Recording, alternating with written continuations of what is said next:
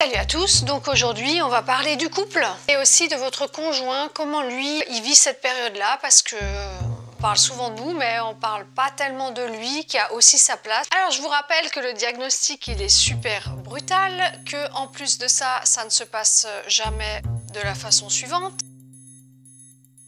Chérie, ça va? T'as passé une bonne journée? Ouais, bah écoute, moi je comprends pas, on va diagnostiquer un cancer aujourd'hui, ça m'embête un peu quoi. Qu'est-ce qu'on mange ce soir, chérie? Non, ça ne se passe pas comme ça. Une semaine après le diagnostic maximum, vous êtes embarqué dans les traitements, donc vous êtes comme une feuille au vent. Vous partez dans un tourbillon et votre conjoint, il est là avec tant bien que mal et puis il arrive que malheureusement, il lâche. Qu'est-ce qui se passe entre le 15e et le 17e jour? C'est super précis, vous allez commencer à perdre vos cheveux. Si vous rasez pas, ça va tomber en 2-3 jours, vous allez perdre des touffes. C'est très pratique pour Halloween, on est dans le thème pour Halloween. Humour à la con, vous allez perdre une touffe là, une touffe là, une touffe là, donc c'est horrible. Voilà pourquoi on rase certaines dont moi assez rapidement. Parce que pour lui en fait, ce qui va se passer c'est qu'il va, j'image un peu, il va s'endormir avec Jennifer Aniston, voilà, puis il va se réveiller avec Barthès. Donc voilà, à 3 jours près, ça se passe à peu près comme ça. Et puis tout ce qui est féminité, les cils, les sourcils, voilà, plus besoin, on s'en va. Donc pour lui, c'est un choc. Psychologiquement, vous allez complètement changer, vous ne serez plus la même. Donc c'est vrai que lui, quelque part, il n'a pas signé pour ça. Mais je suis d'accord, ce n'est absolument pas de votre faute. Il faut savoir que tous les hommes ne sont pas prêts à partir là-dedans, en fait. Je sais qu'il y a des femmes qui n'ont jamais montré leur tête pendant toute la durée des traitements. Je vous tire mon chapeau parce que moi je sais pas comment vous avez fait, moi j'étais plutôt en mode tada. Voilà, pour le sein c'était pareil après la mastectomie, tada. Bon, physiquement aussi il y a celles qui vont subir une mastectomie parce que il n'y a pas que la mastectomie, il y a aussi la tumorectomie,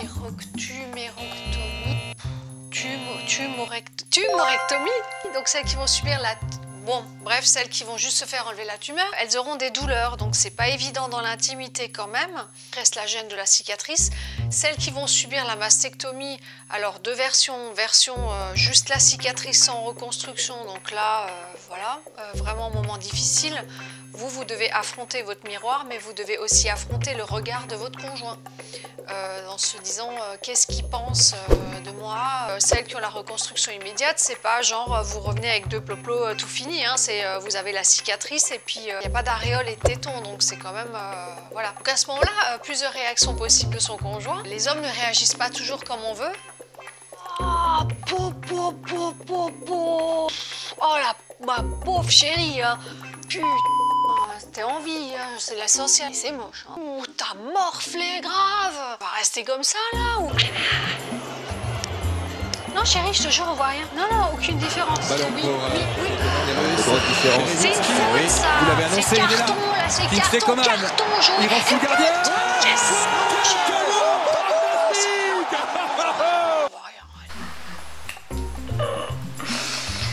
Merci chérie. Bon, les hommes n'ont pas toujours les réactions adéquates. Et puis il y a aussi le moral, c'est que lui il va se lever cancer, il va déjeuner cancer, dîner cancer, dormir cancer, donc évidemment il aurait une tête comme ça. Et il y a le fait que vous n'avez plus peut-être le moral, vous êtes fatigué, vous n'êtes pas bien, vous avez des nausées, des vomissements, il y a tout ça. Et franchement lui, il n'avait pas envie, vous non plus, je suis pas en train de prendre sa défense, mais... Lui, en fait, il vit la maladie par procuration. Donc, vous l'avez bien compris, le cancer est une épreuve pour le couple. Donc, si votre couple battait de l'aile avant, ben là, il y a de fortes chances qu'il ne batte plus d'aile du tout. En général, moi j'ai remarqué, il y a 3 réactions chez un conjoint. La première réaction, ben, il prend la fuite parce qu'il se sent dépassé. C'est pas qu'il nous aime plus, c'est que juste ça le renvoie à ses propres peurs. Il ne se sent pas la force d'affronter ça avec vous parce que faut vous dire une chose, c'est que c'est super long. Hein. Le parcours, il dure au moins minimum 1 an, sans les opérations de reconstruction après, parce qu'il y en a plusieurs. Pour lui, c'est peut-être juste ingérable, voilà. Il y a des gens aussi qui partent parce qu'ils se sentent tout simplement impuissants, ils ne supportent pas d'être aussi impuissants face à ce qui vous arrive, hein, parce que je vous rappelle qu'on ne parle pas d'un petit mal de gorge, on parle quand même d'un cancer. Deuxième possibilité, votre conjoint reste mais il est en mode taxi-livreur, c'est-à-dire qu'il vous emmène, voilà, il vous fait 2-3 courses, etc. Il vous aide à la logistique, mais moralement vous vous sentez très seul. ça arrive aussi. Et troisième cas de figure, donc si vous avez celui-là, surtout ne le quittez pas. Vous avez quelqu'un qui vous aide dans la logistique de tous les jours et qui vous soutient moralement, qui est présent, gardez-le. Gardez-le parce que c'est super rare et on rêverait toutes d'en rencontrer un comme ça. Quand il est embarqué dans cette zone de turbulence, donc là on parle d'une zone de grande turbulence, c'est pas la petite zone de turbulence où on est là tous assis sur notre siège, c'est bien la zone où vous entendez cabin crew, sit down please. Donc là c'est quand on est tous assis avec les hôtesses de l'air aussi et on est en mode je m'égare. Ça va faire beaucoup pour vous deux. Votre conjoint, en fait, il vous reconnaît plus, hein, parce que vous êtes en mode dégradation. Voilà. Donc, j'ai pas de conseils à donner, si ce n'est communiquer. Laissez pas des malaises s'installer entre vous. Moi, j'ai beaucoup utilisé l'humour, en fait, parce que je crois qu'on a que ça encore. Voilà. Soyez bienveillants l'un envers l'autre, même si c'est pas toujours facile, parce qu'on a tendance à avoir besoin plus d'attention. Mais n'oubliez pas que votre conjoint ou la personne qui vit avec vous n'est pas malade et ne doit pas avoir l'impression de l'être, parce que les centres d'intérêt, c'est sûr, ils s'arrêtent, tout s'arrête. Donc moi, je vous montre l'année, je la voyais comment? Je la voyais plutôt comme ça. Santé! Oh, tu viens! Du coup, en couple, moi je m'attendais à... Chérie, tu n'as pas des traitements! Oh bien! Eh oui!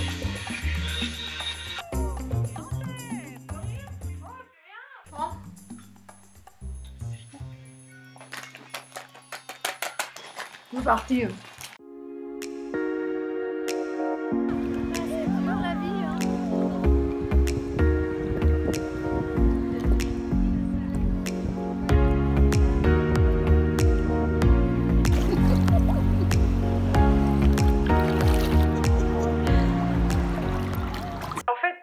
L'ambiance était plutôt...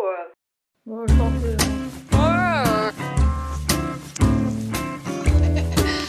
Ça ne se passe pas toujours comme prévu. Donc, si jamais, sachez que la Ligue contre le cancer m'a donné des brochures fort sympathiques, donc qui abordent plusieurs sujets, et aussi sexualité, cancer. Je ne sais pas où passer cette brochure maintenant. Voilà. Donc, si ma chaîne vous plaît, n'hésitez pas à vous abonner, à liker et partager à tout le monde, à tous ceux qui en ont besoin, à tous ceux qui ont envie. En attendant, moi je bois un coup. Donc, je vous fais un bisou et bientôt. Bye bye.